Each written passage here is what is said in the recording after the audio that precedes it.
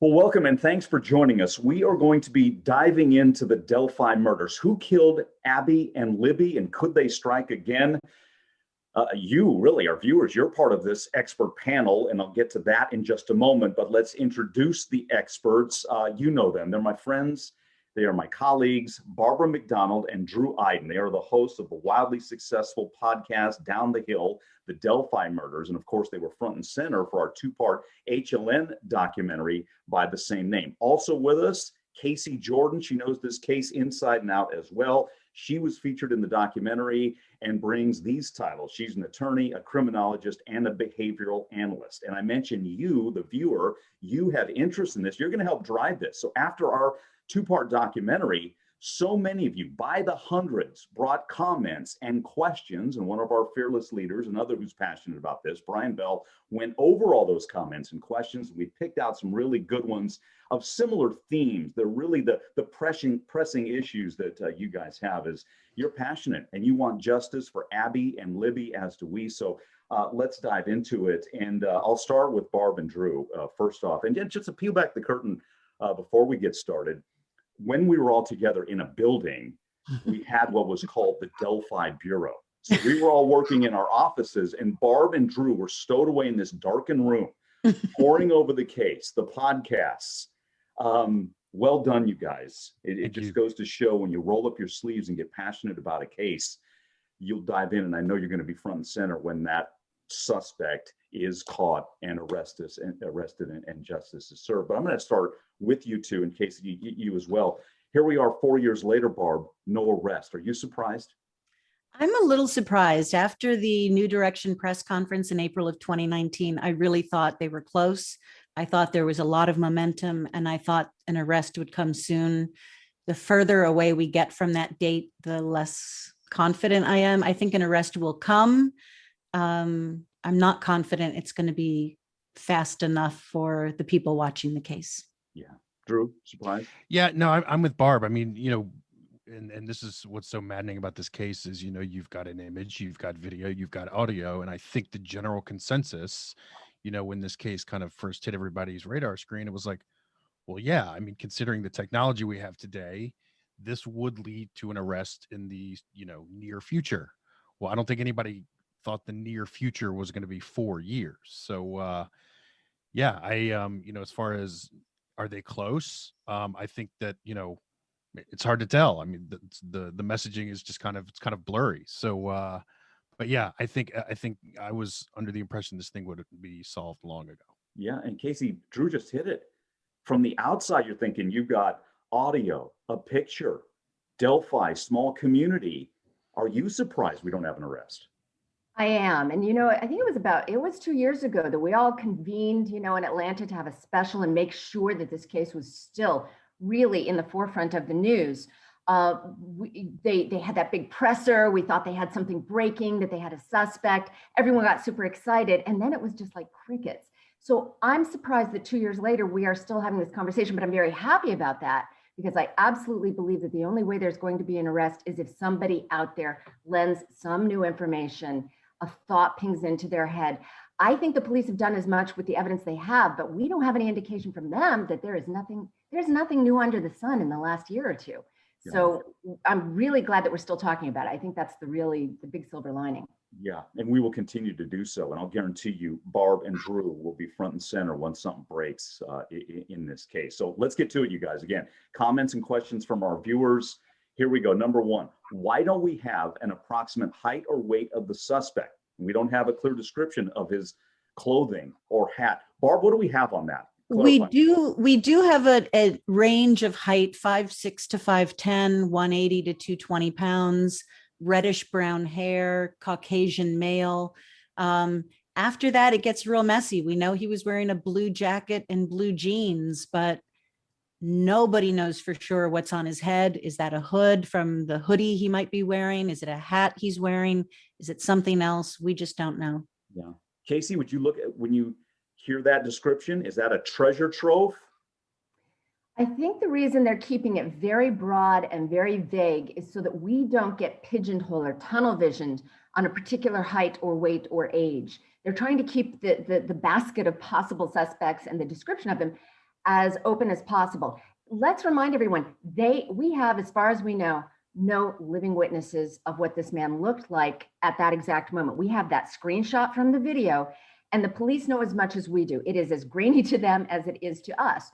And they're afraid if they start to limit it and say it's definitely a British cap, we might rule out somebody who has puffy hair that's cut short on the sides. Or if they say, okay, it's definitely a brown hoodie, we'll rule out that it could be, something else. So they're trying to keep it really open. But I would argue that the very best way that we can try to figure out the identity of that person is to continue studying the images that we have over and over and over again. Nailing it down to a particular age, height, weight, clothing is just going to miss possible suspects. Yeah, even the gait, as we had that next piece of video that was released, it was a gait, a walk. Really, that's telling as far as a mannerism goes. Guys, let's get to number 2 here. It says, one of our viewers is asking, does the case need a fresh set of eyes from investigators? Should an outside team be brought in? Drew, what about that? Aren't outside sources helping now? Well, when you talk to the folks that are working on this case, they've said to us a number of times, like, we ask other people in our agency for assistance. Hey, you look at the file. Tell me if there's something I've missed. I think that these law enforcement agencies and many law enforcement agencies across the country will tell you, like, nobody's too proud to ask for help. And so I think the way they characterize it is like, look, we will take the file to someone else in the sheriff's department or someone else with Indiana State Police and say, hey, give this a look. Can you tell me if there's anything I'm missing? And the other thing is that Doug Carter, the superintendent of the state police, says, look, we go through all of these leads. We go all the way to the very end, to the very last one. And when it's time to go back to the beginning, we go back to the beginning. So whether it needs fresh eyes, I think that's, for the law enforcement to answer. But I think that there are other people that are helping kind of cross-reference this case file.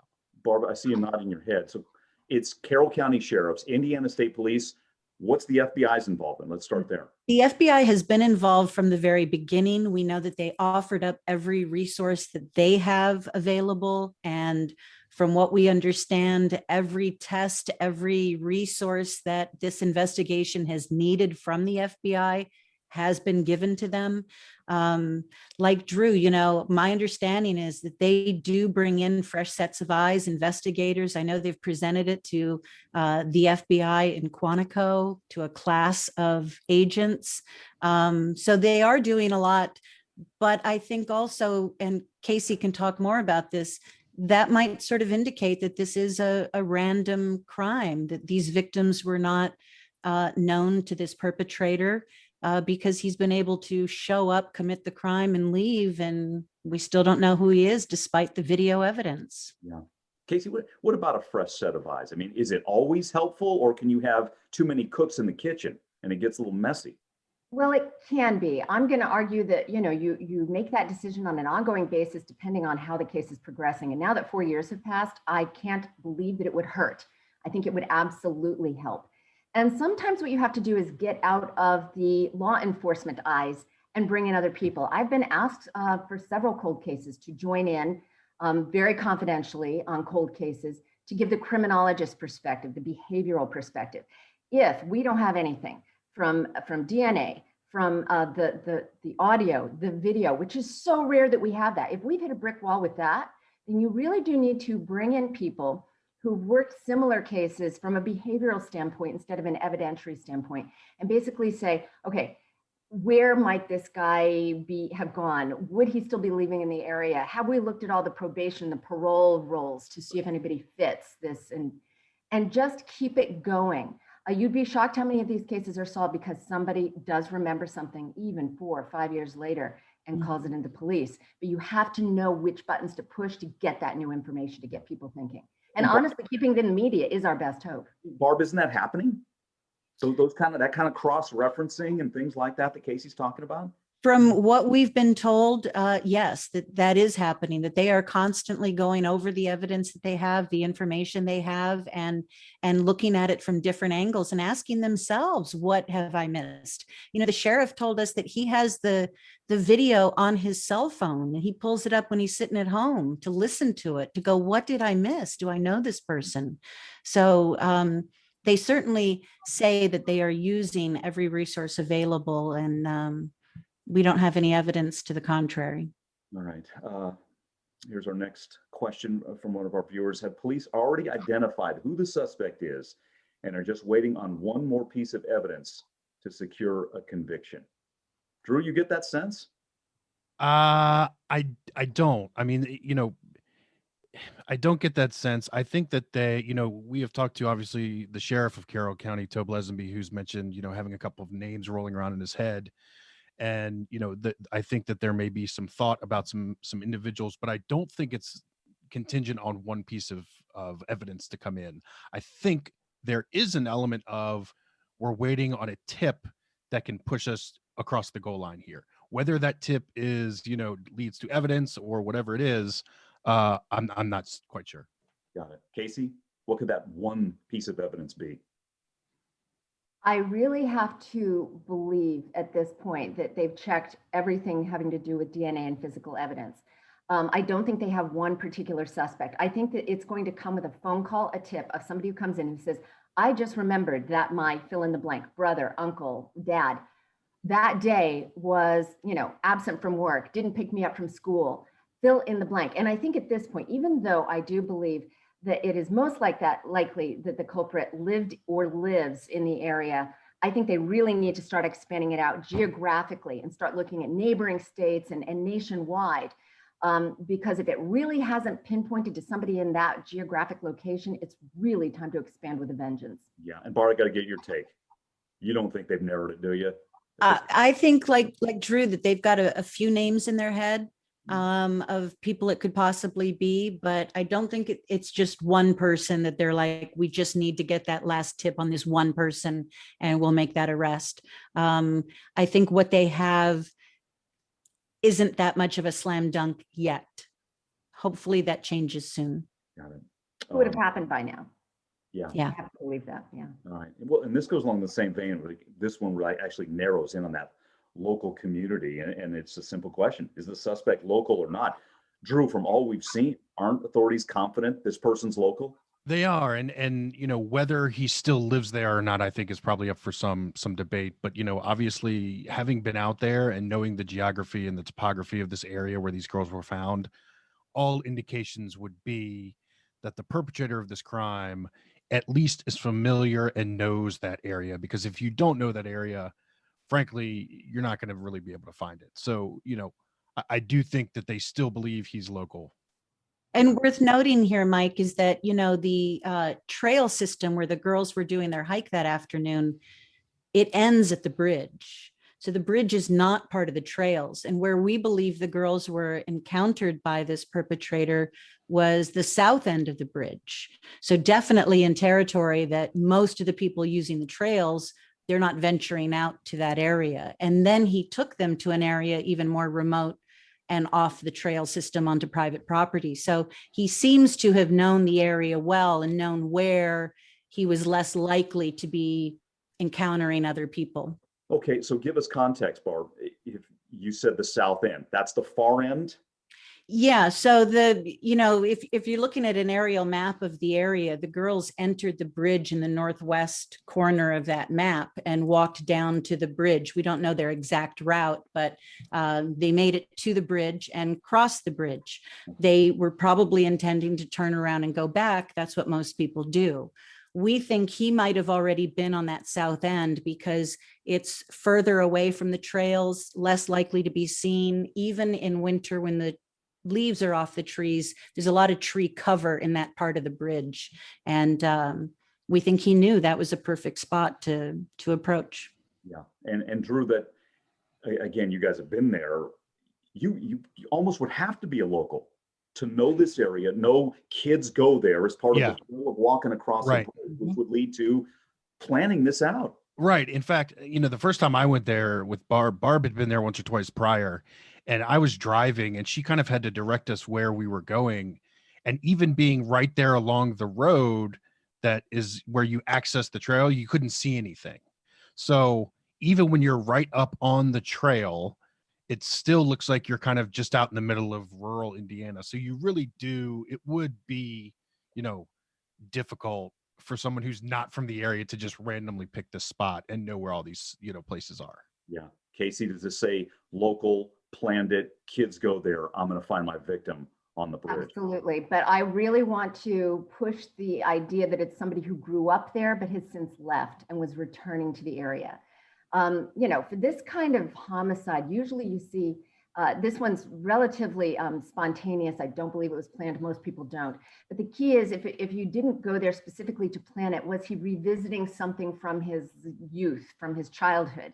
Was there some kind of trigger there? So I just want to really say he definitely knew the area, but maybe he had since moved on and was back revisiting for that day. Casey, on the behavioral front, is this guy sitting in his home in Delphi watching our two-part documentary, watching all the coverage, watching law enforcement? You better believe he is. And a lot of people want to speculate, and they keep throwing in the whole serial killer theories. I don't think he had killed before, but I guarantee you that if we continue to cover this, it will put a huge damper on those fantasies, on that trajectory that could lead to a repeat of that pattern.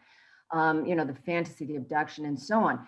So he's watching, and our coverage chills his future thought pattern, because as long as we're covering it, he is afraid of getting caught. So that's another reason, apart from catching him, it might, if he's still suffering from those fantasies of hurting little girls, we might actually be having a role in keeping that from happening. On the power front, though, Drew or Barb, or both you guys, authorities, almost Doug Carter especially, is like playing back and forth with this guy at press conferences, right? Like, you're watching, you meant like, we're going to get you. Yeah, we use the phrase in our Delphi bureau about him engaging in a dialogue with the killer. I mean, there is no doubt that when you watch that New Direction press conference, he is speaking directly to him. I mean, he says it. And so I think that on some level, they were waiting for a response from the killer, whether it was verbal, a letter, some sort of action or something. Clearly, they were starting a dialogue with him. Got it. Barb, weigh in. When we started the podcast, I remember asking Superintendent Doug Carter, do you feel like this killer has responded to you or sought out communication with you? And at that time, he said he didn't think so. It would be interesting if that dialogue has begun since then. It's not an unusual move for killers of this type to engage in that communication. And certainly the police and investigators are ready for it.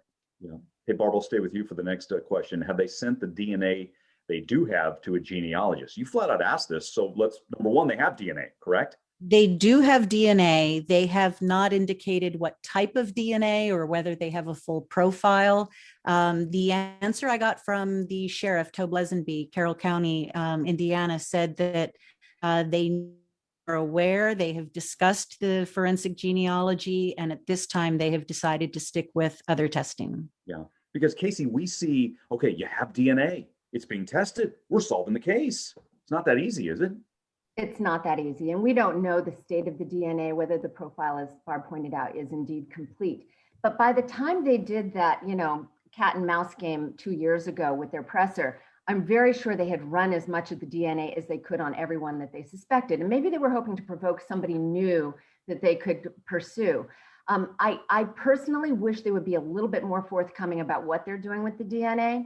I don't think there's a downside to it, but one of the big things that we want to consider is whether or not familial or family tree DNA could be the direction in solving this case, because there've been a number of cases where that's helpful, narrowing down the suspect pool by finding out through a big database like 23andMe or Ancestry.com, whether or not there are matches, familial matches in the area. Got it. Next question.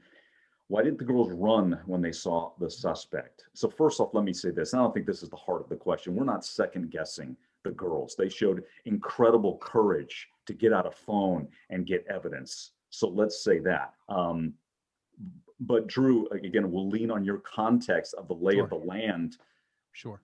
And we don't know what they went through, but what kind of escape route was there potentially? I'm thinking bridge. Right. At the end of the bridge is no Well, trail. Well, what we don't know is obviously what happened from the point at the south end of the bridge to where the girls were found. Yeah. And so they very well may have run. In fact, if you think about it, one of the things that led investigators to where they were found was the black Nike shoe that Libby had been wearing that day. So it's entirely plausible that that came off of her foot in some sort of a sprint effort.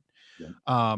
So, you know, we don't know. They may actually have run. The other thing is that, you know, we've talked to both of the families who have expressed, you know, their belief that Abby and Libby were very, very close. And it's chilling to think about, but they've both kind of talked about, you know, neither one of these girls would have left the other. So there perhaps was a mutual decision to, we are going to deal with this together. I'm not going to leave you, whether it was Abby or Libby, which is chilling to think about. But, you know, so as far as them running, you know, we don't know. They very well may have, actually.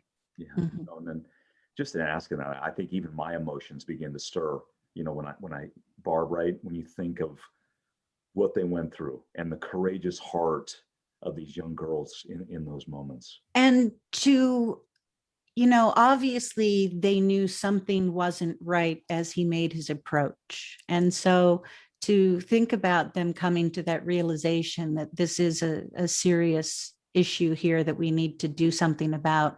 And they didn't have a lot of options for where to go. They could run, but they're running down a very leaf covered, you know, rough terrain hill and across a cold creek if they did in fact run that distance. They didn't have a lot of options. And, you know, I think about even being an adult woman in their position. And I think this guy took control very quickly and they didn't have many options. Yeah. And I think that we presume that he probably showed or brandished a weapon of some sort. You know, so they're 13, 14 years old, and they've really been taught to obey adults, and they don't think like we think. So they're probably thinking that if they do whatever he says, they're going to live. So, you know, it just wouldn't be the first idea to separate and run. Yeah, watching you in that area near the crime scene, that's some tough terrain. It is. It's very difficult to walk. Falling, right? Yeah, and you know, it's muddy because it's an area that floods a lot from the creek, and so and it gets covered in snow, and that melts. So depending on the time of year, it can be very muddy there. The terrain is very uneven, even in places where it looks flat. It's very uneven, and you know, I think all of that also goes to this man's familiarity with that area to know that that was the place to take them. Yeah. Back to the evidence here. Next question. Could police see which phones were pinging on the same tower at the time of the abduction? Again, cell pings. We think, all right, evidence. Drew, not that easy again when you've got a small community and who knows what phone's pinging where. Right. I mean, location. Yeah, I mean, cell towers are somewhat ubiquitous at this point. They're pretty much everywhere. So, you know, I think the short answer is yes, you can kind of ping those phones off of which towers, but because it's a small community, that doesn't necessarily mean that the person with that phone was right there. I mean, they could have been across town. And so, yeah, it's not as simple as just, you know, kind of a silver bullet free pass into knowing who is where at all times. Yeah. And Barb, do we know whose phone pinged when and where? We don't. We know that Libby was the only one that had a cell phone out there, according to family members. Abby didn't have a phone. And so we know that Libby's phone is the one that pinged late at night and got law enforcement back out after the official search had been called off, where they looked for the phone. I don't know exactly when the phone was found. We know that it was found in the same general area as the girls, but that's also a pretty big area. Yeah. Next one, and we could be on this one a little bit, a lot of tentacles to this next one. Have police searched and tried to match the signatures at the scene with other crimes in the area? So Casey, when we talk about the signature, that's like the calling card of a crime. Further define that so we're all on the same page. Sure. So think of this as something that's very specific. I wouldn't argue unique, but very specific to the culprit. And it reflects, we often call it kind of leakage, the inner workings of their brain. Sometimes we call it a ritual, but I don't like that word because it indicates a repetition. And this is the behavioral satisfaction, maybe arousal, that they're getting that leads them to behave in certain ways before, during, and after the crime. And this can very often be sexual, but sometimes, as something as simple as pulling the shirt over somebody's face because you don't want to see their face would usually indicate somebody who is familiar with the victim. But they can become very unique and sometimes so extreme that people are literally leaving written messages. The police admit that they have 2 or 3 things, holdbacks that we don't know about, that they would categorize as signatures, something very specific to that offender that you would see repeated in similar crimes. And I, the criminologist, would obviously love to know what they are, but they're afraid of tainting the prosecutability of the case if they let that information out. But you can be sure that they are consulting with criminologists, people from the FBI's behavioral science unit, to try to discern what those signatures might mean. And they're certainly looking for them in similar crimes. But if this were the first homicide this perpetrator committed, those signatures are going to be something that emerged during that event. And if he doesn't commit another homicide like this, you won't see them repeated. So they could just be kind of a tempest in a teapot and go nowhere. Yeah, because Barb, they confirmed to you specifically, yes, there are 2 or 3 signatures. 2 to 3, yes. The retired prosecutor, the man who was the prosecutor in Carroll County when this crime happened, and for 9 months after, Robert Ives was the one who told us about it in the podcast. And the sheriff confirmed that he agreed that, yeah, that does exist at the crime scene, but they don't want to release what the details of that are. And I think it's easy for us on the outside to sit and say they should release all of this because we can help solve this. That doesn't make that true, that we could help if we had all of this information. And, one of the points that I think gets overlooked sometimes is they really are looking at the long game here of a prosecution and conviction, and not just naming a suspect or making an arrest. That's just the beginning. The current prosecutor, Nick McLeland, said when we talked to him that, don't get excited when there's an arrest because that's just an accusation. We haven't proved anything yet. At the point that we go to trial and get a conviction, then we know who did this. Yeah. He drew back to the signatures. And what's the hope here that you're comparing the signatures in Delphi with something somewhere else and you get a match, right? Right. I think the basic kind of short answer would be the signature would give you the opportunity, if this crime or if this offender did something somewhere else, it's an easy match to make. Part of the difficulty with that, though, is getting the information from other agencies. And so the FBI has, as part of it's called VICAP, which is the Violent Crime Apprehension Program. And part of that group, they have a database. And that database is designed for every law enforcement agency in the country, local, state, all of them, to basically dump into this bucket all of the unsolved violent crimes that they have. So what you can do is then go search that database and type in, double murder with these kinds of elements. And the theory being, they can run a match and be like, oh, well, something like this occurred in Connecticut, right? Difficulty is, there's an article in 2015 from ProPublica, which basically said of the 18,000 law enforcement agencies in America, only 1,400 are really using that database. So it's only effective if everybody uses it. Yeah. And Casey, why not? It would seem like this great place for law enforcement to go to compare notes and solve crimes. Well, because you've got to really devote personnel to doing what you would consider the typology breakdown. Getting all of those variables and feeding them into the database is very labor intensive. And a lot of PDs are just overwhelmed with everyday crime fighting to start with. And unless they have an elevated and educated detective unit that's willing to do the breakdown of those variables and factors and enter them into the database, it's more trouble than it's worth. Again, it's only going to help if the person has been arrested before and is in VICAP. It's definitely worth looking at. But there are other things. Let's assume the perpetrator has never been apprehended for the similar crime. I'm not going to say he's never committed it, but maybe he's not in the database because of that. You would want to just come up with variables from known similar crimes that you would look for in your unknown subject or unsub. And I don't know enough about the the signatures to guess, but things that typically show up on this list are, consumption of child pornography, collection of weapons, those sorts of things. I would really hope law enforcement is looking at those in connection with behavioral analysts to figure out what kind of variables they're looking for. Next question. You guys have been talking about it. We'll delve in further. What evidence or type of evidence could police be hiding? And, we've just laid that out there about the signatures. Casey, why not? Why not get that out there? You mentioned it could hurt the prosecution of a case. Explain that to us.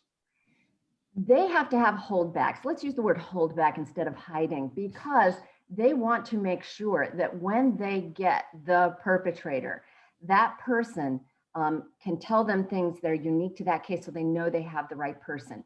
Remember, if they make an accusation or arrest against somebody who turns out not to be the perpetrator, not only do they ruin that person's life, they risk the liability of getting sued. A lot of people probably remember John Mark Carr, a man who came forward and self-confessed to the murder of JonBenet Ramsey. Everybody was so excited. And it turned out he was just making it up. He just wanted his 15 minutes in the limelight. They want to discourage anybody from coming forward, claiming responsibility for the crimes. Unstable people will do that, and it can absolutely send an investigation down the wrong rabbit hole and waste a lot of time and resources. So those are the holdbacks. Frankly, I'm gonna vote that after 4 years, they give us a little bit more. I think a little bit more out to the public won't compromise the case, but could keep us really interested in moving in the right direction. And Barb, one of those places would be the phone. If you have more, why not a little bit more? What do they tell you? They're telling the video is nowhere near as long as a lot of people think it is. People online have speculated it's several minutes, 8-9 minutes long. The sheriff tells me it's not anywhere near that long, and that there's nothing else from the suspect on it. He doesn't say any other words on it. And Casey, I think you speculated a while back that Libby probably put the phone into her pocket to hide it from him. And, it could be more audio. We do know they are still doing testing on that cell phone to see if there's anything else on it. If there's anything else within that video, they're exploring items, I think was the word the sheriff used within that video. But we also, going back to the evidence that we don't know the cause of death, and we don't know if it's the same for both girls. We don't know what kind of weapon was used, if one weapon was used or if more than one weapon was used, and whether they have that weapon. I know a lot of blue jackets have been turned into law enforcement. They tell me they don't have the jacket, but they've had a lot of people turn in blue jackets. Yeah. And Drew, like all the crimes we've covered, usually we know cause of death. That's not a holdback. Right. And that, talk about the questions in this case, that for me is the one that is asked of people. Ask me that all the time when it comes to this case. What is the cause of death? And I think, like Casey said, there have to be holdbacks. Is it because the cause of death has some sort of connection to the signature? I don't know, but if it does, that would be an example of why they would want to hold that back. But yeah, you're right. That's kind of that's one of the $1 million questions here that I think everybody is scratching their head about. Yeah, and Casey, to hold back cause of death, does that surprise you at all?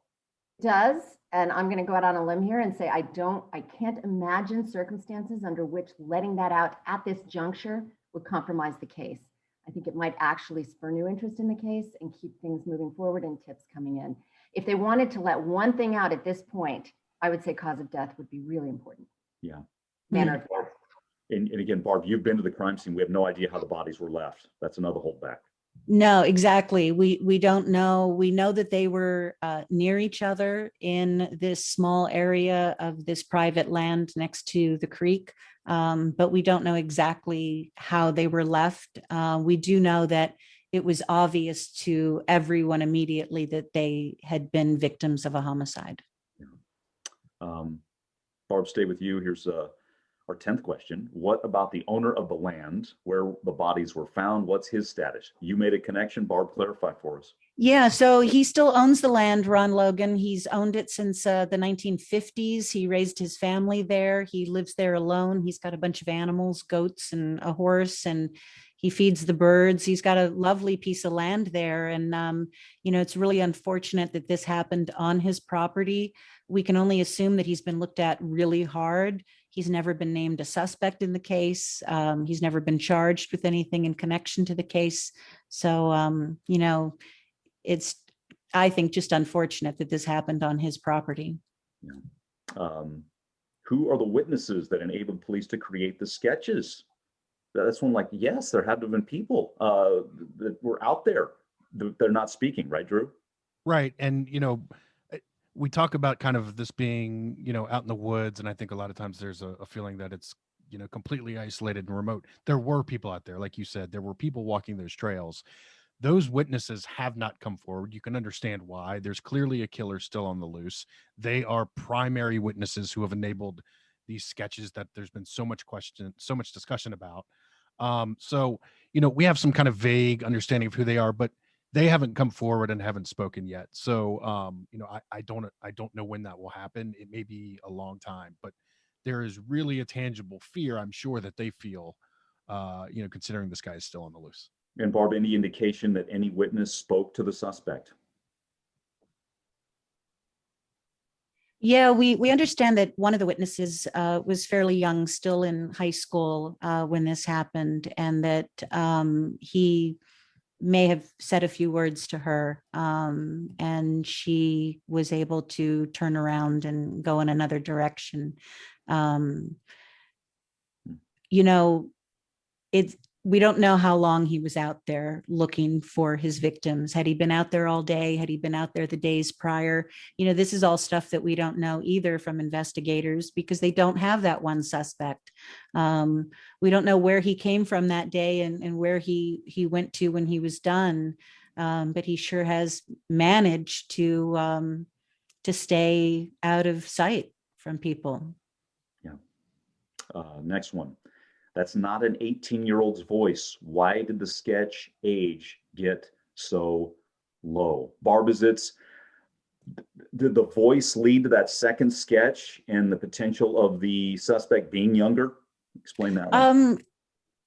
I think that the voice by itself is not, there's not enough of it there to give you much information about who the person is or what age they are. Drew did quite a bit of digging into this area. Yeah, I spoke to a gentleman who early on in our research, who works in audio forensics, or used to work in the FBI in audio forensics. And my initial question to him was, you know, what can we glean from this audio? Can we glean age? Can we glean dialect? You know, the way people speak? And, you know, his response to me was essentially, that's not enough. There needs to be more. And so, you know, I think that's obviously one of the frustrating parts about this case is we're so close to getting something there, but to determine any kind of, you know, makeup of who this person is from just that audio recording, even the experts are like, no, it's pretty difficult. There's not going to be a lot there. Yeah. Casey, weigh in on that, the audio forensics we have here. Well, we've all heard it over and over again. And, you know, I have my own views on the gap in between, hey, guys, you know, blank, blank, blank, go down the hill.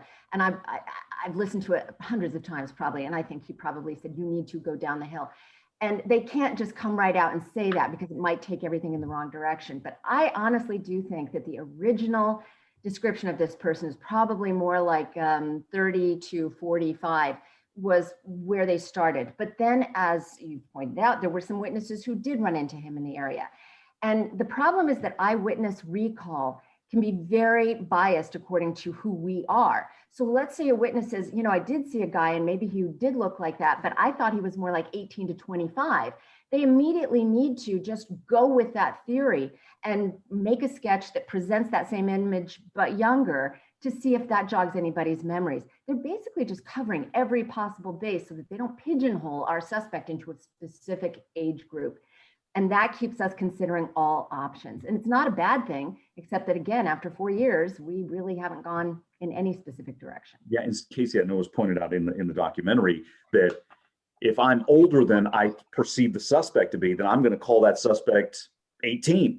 Yes, we very much, and apart from the fact that we know old people always undercalculate the age of younger people, likewise, younger people can sometimes overestimate the age of people who are older than them. But beyond that, little triggers. Let's say the guy was wearing a British cap or was wearing like a Carhartt hoodie.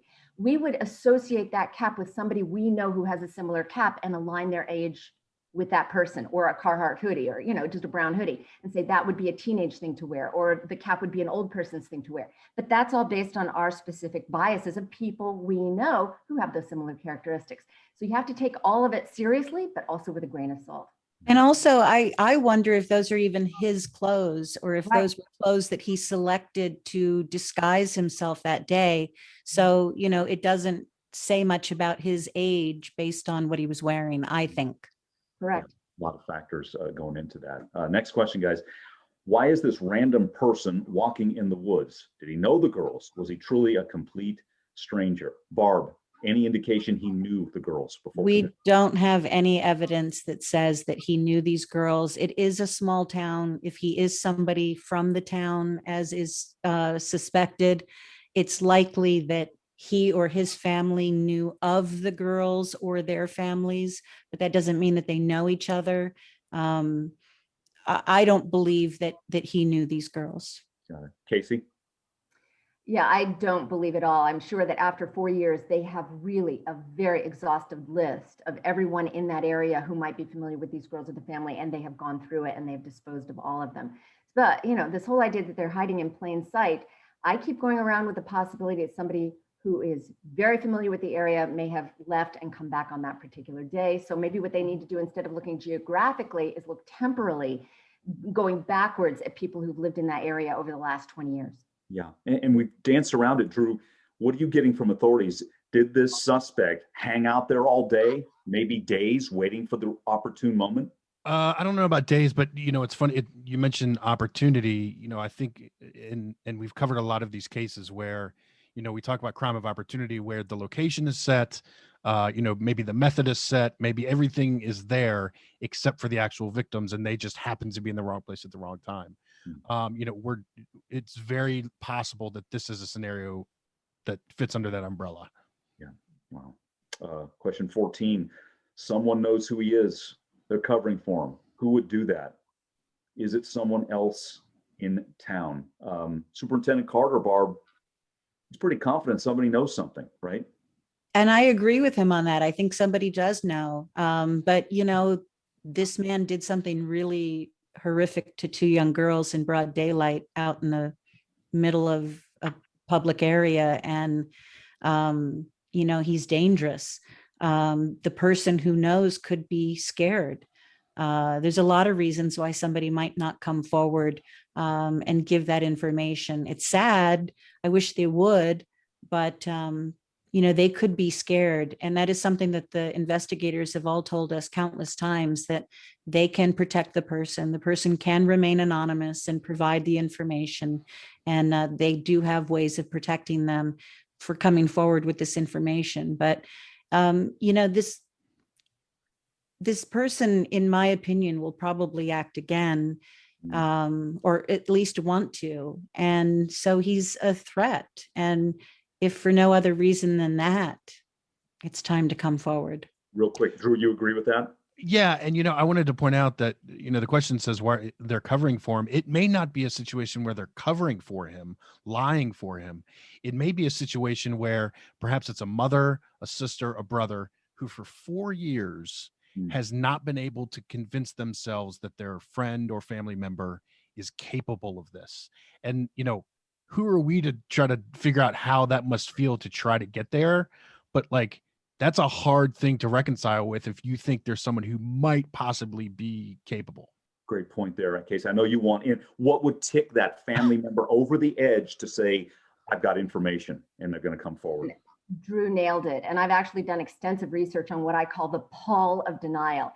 It stemmed from a serial killer who had 6 bodies in his house, and in which he lived with his family, and they never knew. And people are like, of course, how could they not know? And, you know, they were in the attic, they were in the basement. If you climbed the stairs or went down to the basement, you would know, but they just didn't go there. The brain is an amazing thing in the interest of self-preservation. When it's information that they know they can't handle, they just don't go there. So the pall of denial is literally like a steel gate that kind of closes on the brain, and just doesn't go down the path that could lead them to realize my nephew, my uncle, my son, my husband might be this culprit. Because deep, deep inside, the subconscious is extremely complex. They won't be able to handle that truth. What will that mean about them? What will it mean about, having to turn this person in? So very often something has to actually trip that brain. And it's usually, it's a trigger that makes everything kind of slam into their heads and go, I have to say what I know. But who knows what's going to do that? Maybe the information hasn't reached them yet. Maybe, something new will come forward that will literally just bring the truth slamming into their head, and the pall of denial would be crashed.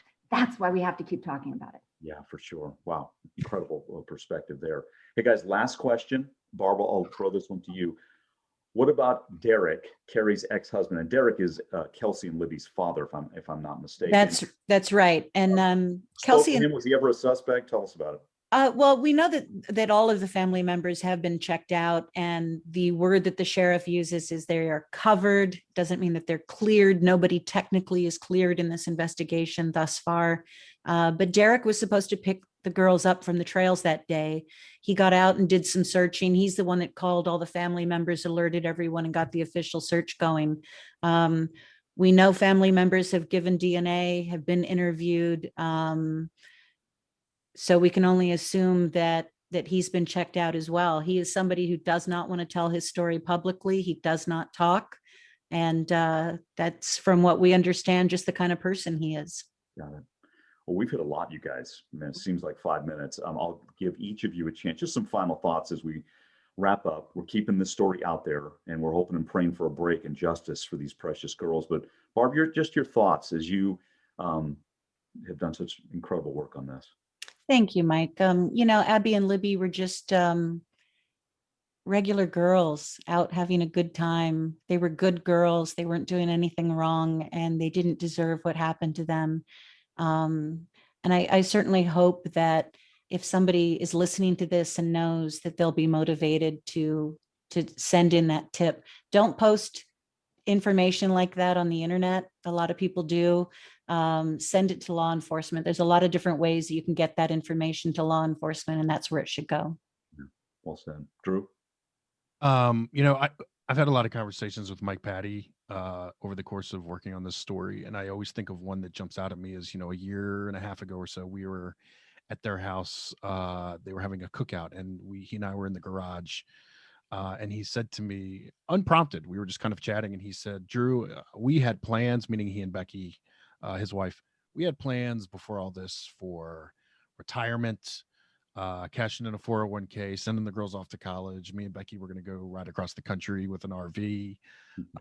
They had a whole plan moving forward.